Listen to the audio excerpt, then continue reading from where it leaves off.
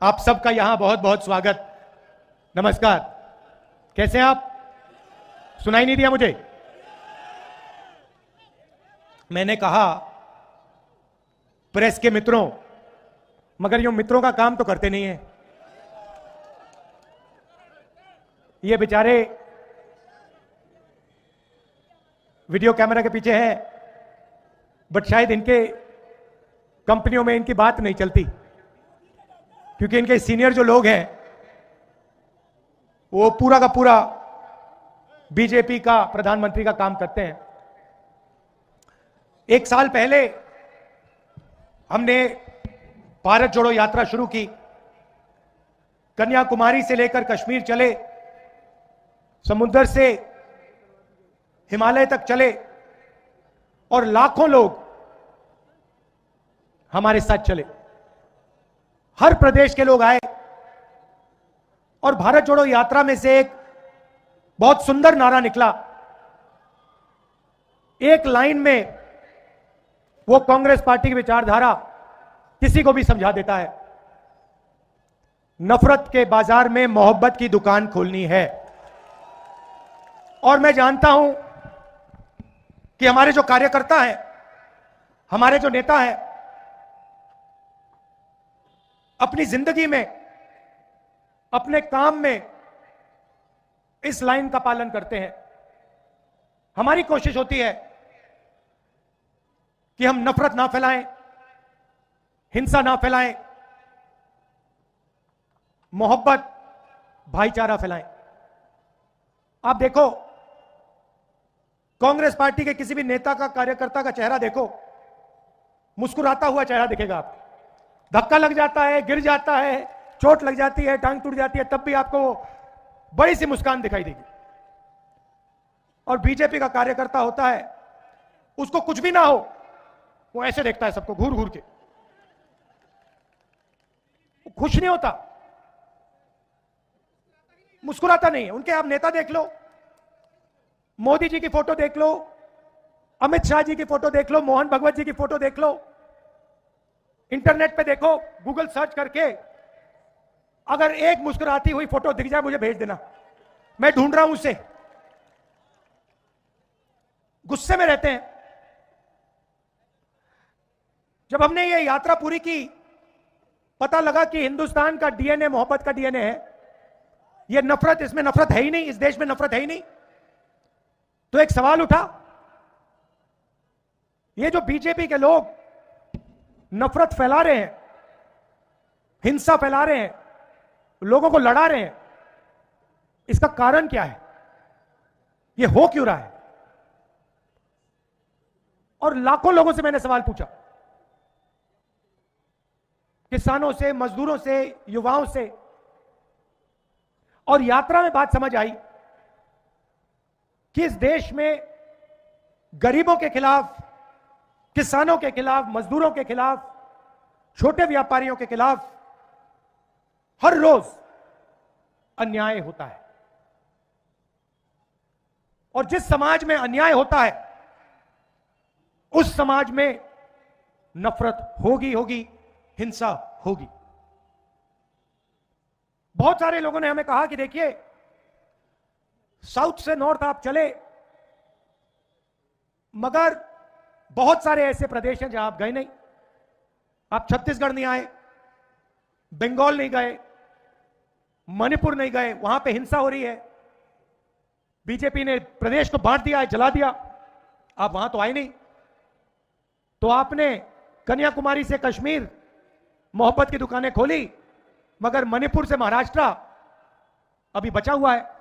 छत्तीसगढ़ के लोग आए, पिछली यात्रा में आपने कहा मुझे कि भैया छत्तीसगढ़ में भी यात्रा कीजिए, तो हमने दूसरी भारत जोड़ो यात्रा शुरू की। मणिपुर से शुरू की, क्योंकि मणिपुर को बीजेपी ने जला दिया, सिविल वॉर चल रही है वहां पे। आप में से कोई चाहे मणिपुर जाना चाहे, देखना चाहे, नहीं जा सकता, आग लगी हुई है, आज तक प्रधानमंत्री नहीं गए। तो मणिपुर से यात्रा शुरू हुई, नॉर्थ ईस्ट में से निकली, बंगाल गई, उड़ीसा, झारखंड, बिहार, अब छत्तीसगढ़। और पिछले कुछ दिनों से हम छत्तीसगढ़ से निकल रहे हैं, आदिवासी इलाके से निकल रहे हैं। रोज हम आपकी बात सुनते हैं 6-7 घंटे। आज सुबह हमने किसानों से बात की, कल आदिवासियों से बात की। यहां पे जो अदानी जी आपकी जमीन छीन रहे हैं, जिनकी जमीन ली जा रही है, उनसे बातचीत की। जो आपके दिल में डर है, कठिनाइयां हैं, वो हम सुनने आए। और शाम को 6-7 घंटे सुनने के बाद हम 15-20 मिनट जैसे आज भाषण कर रहे हैं, वैसे आपको भाषण करके अपनी बात रख देते। तो 2 तरीके के अन्याय हो रहे हैं। 5 अन्याय हैं, मगर 2 सबसे बड़े अन्याय हैं। एक है आर्थिक अन्याय और दूसरा है सामाजिक अन्याय। आर्थिक अन्याय में बेरोजगारी फैल रही है। 40 साल से सबसे ज्यादा बेरोजगारी आज है हिंदुस्तान में। हो क्या रहा है कि बड़े अरबपति चाइना का माल हिंदुस्तान में बेच रहे हैं। आप देखिए, शर्ट के पीछे देखिए, पैंट के नीचे देखिए, मोबाइल फोन के पीछे देखिए, मेड इन चाइना आपको दिखेगा। मेड इन चाइना जब फोन बनता है, उसमें से हिंदुस्तान के युवा को रोजगार मिलता है क्या? नहीं मिलता। छोटे व्यापारियों को नरेंद्र मोदी जी ने नोटबंदी और जीएसटी से खत्म कर दिया। रोजगार छोटे व्यापारी, स्मॉल और मीडियम बिजनेस वाले लोग देते हैं, जो छोटे कारखाने चलाते हैं, छोटी मैन्युफैक्चरिंग करते हैं, हैंडलूम का काम करते हैं, ये लोग रोजगार देते हैं। इन सबको नरेंद्र मोदी जी ने साफ कर दिया। 2 हथियार का प्रयोग किया, जीएसटी और नोटबंदी। और आप किसी से पूछ लीजिए, अंबानी अदानी को छोड़िए और किसी से पूछिए, आपको बताएंगे कि भैया नोटबंदी ने, जीएसटी ने हमें बर्बाद कर दिया। महंगाई तो बढ़ती जा रही है, वो आप सबको दिख रहा है। किसानों को जो मिलना चाहिए वो नहीं मिल रहा है। आज किसान दिल्ली की ओर चले जा रहे हैं, पैदल जा रहे हैं, उनको रोका जा रहा है, उन पे टीयर गैस चलाई जा रही है, उनको जेल में भरा जा रहा है। और वो क्या कह रहे हैं? सिर्फ ये कह रहे हैं कि हमारी मेहनत का फल हमें मिलना चाहिए। स्वामीनाथन जी को बीजेपी की सरकार ने भारत रत्न दिया, मगर जिस चीज के लिए स्वामीनाथन जी ने अपनी जिंदगी दी, हिंदुस्तान के किसानों के लिए जो उन्होंने मेहनत की, जो स्वामीनाथन जी ने कहा, उसको करने के लिए तैयार नहीं है। इसका क्या मतलब है? स्वामीनाथन जी ने अपनी रिपोर्ट में साफ कहा है कि किसानों को लीगल राइट एमएसपी की मिलनी चाहिए। वो बीजेपी की सरकार नहीं कर रही है। तो मैं आपको यहां जो खारगे जी ने कहा उसको दोहराना चाहता हूं कि इंडिया की सरकार आएगी तो हम एमएसपी की गारंटी हिंदुस्तान के किसानों को देंगे। जो स्वामीनाथन रिपोर्ट में लिखा है वो हम पूरा करके आपको दे देंगे। और ये हमारी शुरुआत है। हमारा मैनिफेस्टो बन रहा है, उसमें हमारा डिस्कशन चल रहा है। ये हमने आपको सिर्फ पहली बात बोली है। इसके आगे भी हम अपने मैनिफेस्टो में किसानों के लिए, मजदूरों के लिए काम करने जा रहे हैं। दूसरी बात सामाजिक न्याय की है। मैं आपसे अगर सवाल पूछूं, इस देश में कितने पिछड़े लोग हैं, आप बता सकते हो? कोई मुझे बता सकता है कि पिछड़ों की इस देश में कितनी आबादी है? बताइए। 50%। मतलब हिंदुस्तान में 2 व्यक्तियों में से 1 पिछड़े वर्ग का है। बहुत गहरी बात बोली है मैंने। आधी आबादी पिछड़े वर्ग की है। दलित कितने?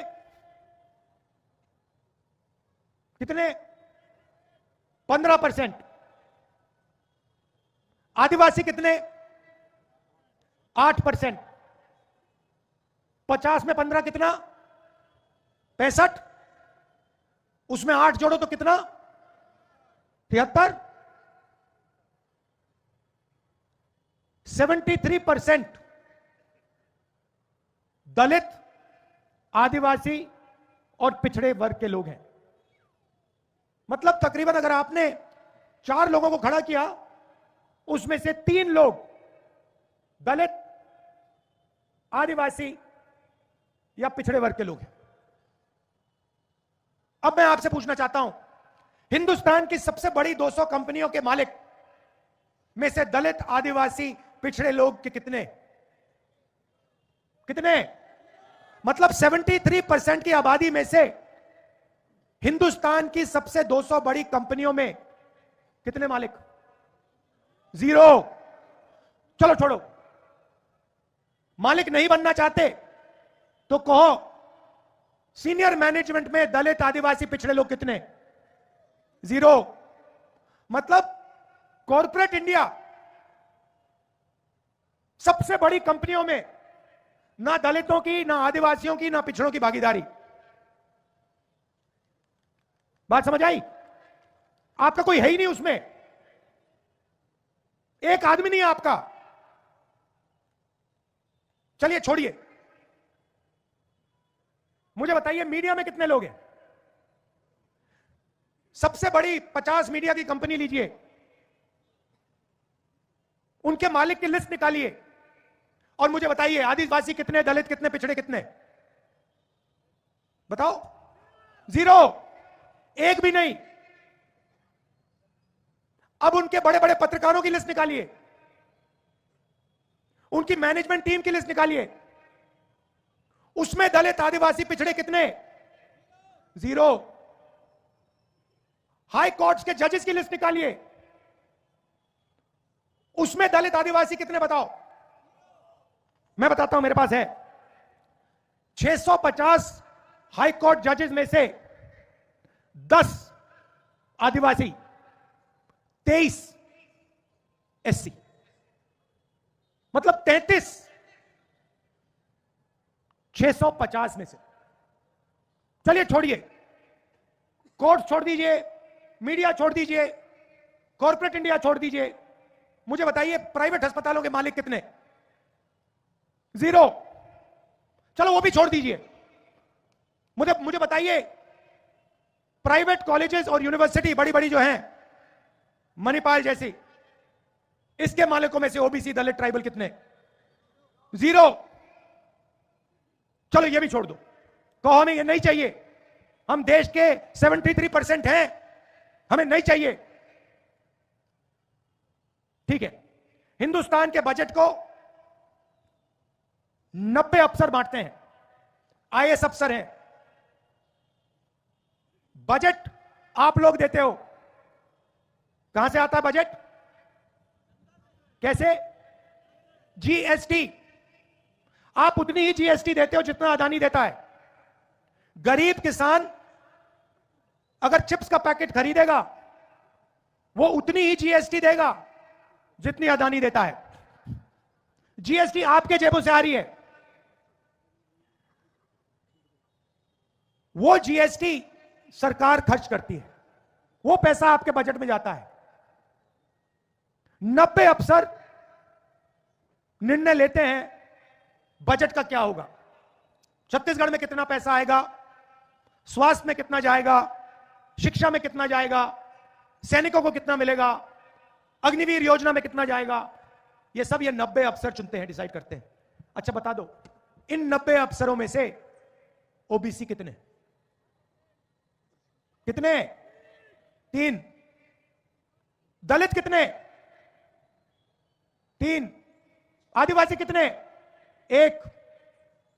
90 में से 73% आबादी की हिस्सेदारी 7 अफसर। अब उसको छोड़िए,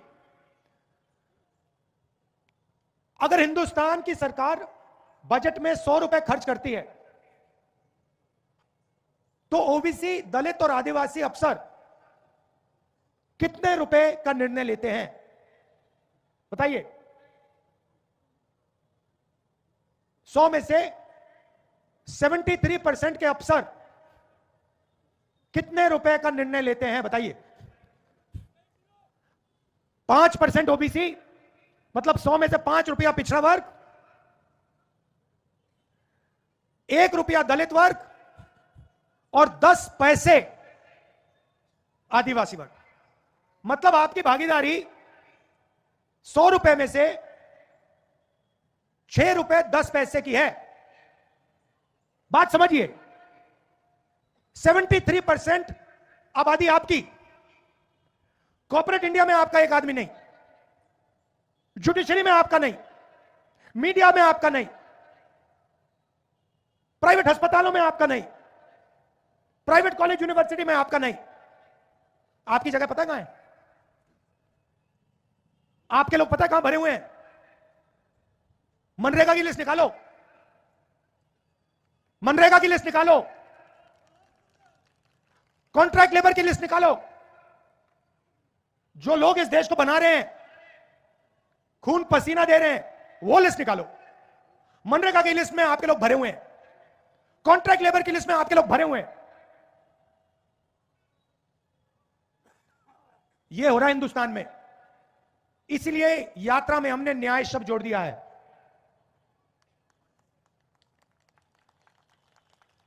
अब देखिए, एक और सवाल है। हिंदुस्तान की सबसे बड़े 200 कंपनियों में गरीब जनरल कास्ट के कितने? 0। मीडिया में गरीब जनरल कास्ट के कितने? 0।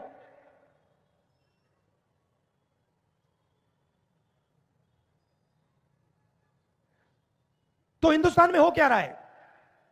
1% लोगों के पास पूरा का पूरा सिस्टम है।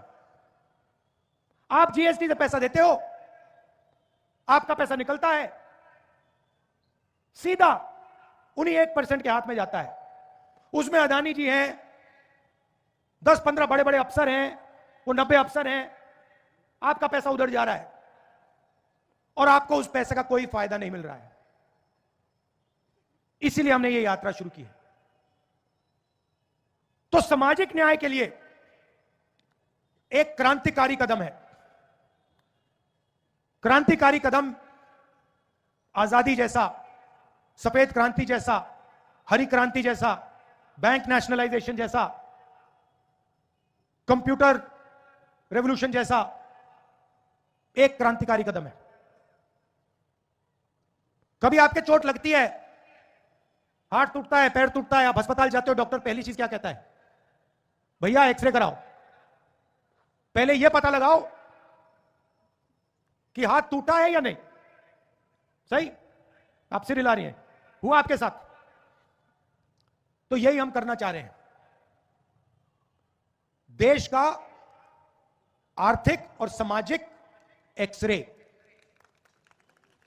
उसको हम जाति जनगणना कहते हैं। जाति जनगणना से दूध का दूध, पानी का पानी हो जाएगा। देश के हर नागरिक को पता लग जाएगा कि ये 1% लोग कौन हैं, हिंदुस्तान का धन किसके हाथ में है, पिछड़ों को क्या मिला, आदिवासियों को क्या मिला, दलितों को क्या मिला, गरीब जनरल कास्ट के लोगों को क्या मिला, माइनॉरिटीज को क्या मिला, बिल्कुल सामने आ जाएगा। कितनी आबादी किसकी है और कितना धन किसके पास है, बिल्कुल साफ आपके सामने आ जाएगा। उसके बाद क्रांतिकारी काम शुरू होगा। तो यह भी हमने अपने मैनिफेस्टो में लिखा है कि कांग्रेस पार्टी ने क्रांतिकारी काम किए हैं।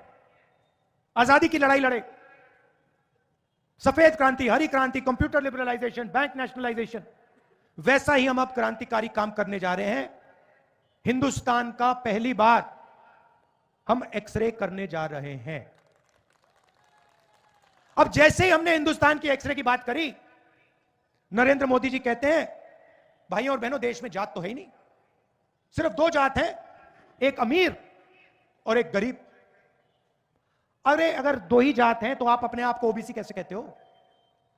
आप ओबीसी कैसे बन गए अगर 2 ही जात हैं? जब ओबीसी की मदद करने की बात आई, जब जाति जनगणना की बात आई, नरेंद्र मोदी कहते हैं मैं तो ओबीसी हुई नहीं।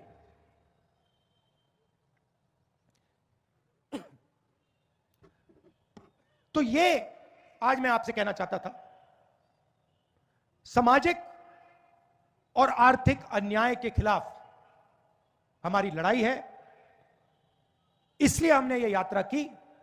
आप सब आए, आपने अपनी अपनी शक्ति, अपनी ऊर्जा इस यात्रा में डाली, आपने छत्तीसगढ़ में मोहब्बत की दुकानें खोली, इसके लिए आप सबको दिल से धन्यवाद करता हूं। और जो हमारे कार्यकर्ता हैं, जो हमारे बब्बर शेर छत्तीसगढ़ में घूम रहे हैं, मैं आप सबका दिल से धन्यवाद करता हूं कि आप हमारी विचारधारा के लिए लड़ते हैं। और जो आज मैंने आपको कहा वो आप छत्तीसगढ़ की जनता को बताइए। धन्यवाद। जय हिंद।